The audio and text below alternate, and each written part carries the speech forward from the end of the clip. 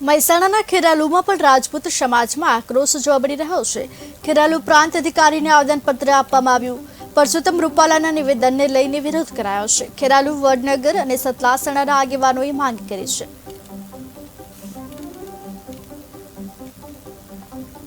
આજે અમે 3 તાલુકા રાજપૂત સમાજ ખેરાલુ, સતલાસણા, વડનગર 3 તાલુકાના ક્ષત્રિય સમાજના આગેવાનો થોડા દિવસ પહેલાં રાજકોટની એક જાહેર સભામાં માન્ય રૂપાલાજીએ એવું નિવેદન આપેલું કે ભાઈ ક્ષત્રિય સમાજને વર્ષો પહેલાં અંગ્રેજો જોડે રોટી બેટીનો વ્યવહાર કરેલ છે।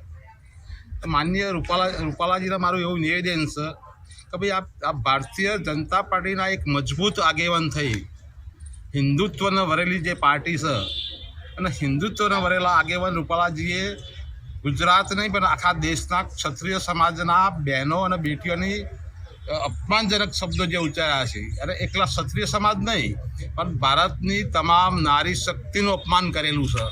એ બાબતમાં આવા એક વરિષ્ઠ આગેવાનને આ શબ્દો સોંપી એવા નહીં। અમે તેમના જે આ શબ્દો છે રોટી અને બેટી એના અમે 3 સમાજના ક્ષત્રિય આગેવાનો સખત શબ્દોમાં વખોડી કાઢીએ છીએ અને આવા આગેવાનોને ભારતીય જનતા પાર્ટી ટિકિટ ના આપે। અમારી લાગણી અને માગણી એવી છે કે રૂપાલાજીની ટિકિટ તરત જ પાછી ખેંચવામાં આવે અને એની જગ્યાએ અન્ય કોઈ કોમના ઉમેદવાર 18 આલમના કોઈપણ જાતના ઉમેદવારને રાજકોટની ટિકિટ ફરીથી આપવામાં આવે એવી અમારી લાગણી છે। અને જો આ ભારતીય જનતા પાર્ટીનું શ્રેષ્ઠ નેતૃત્વ માનનીય વડાપ્રધાન નરેન્દ્રભાઈ મોદી, જેપી નડ્ડાજી, અમિતભાઈ શાહ સાહેબ, CR પાટીલ સાહેબ અને આપણા માનનીય મુખ્યમંત્રી ભૂપેન્દ્ર આજે અમે 3 તાલુકા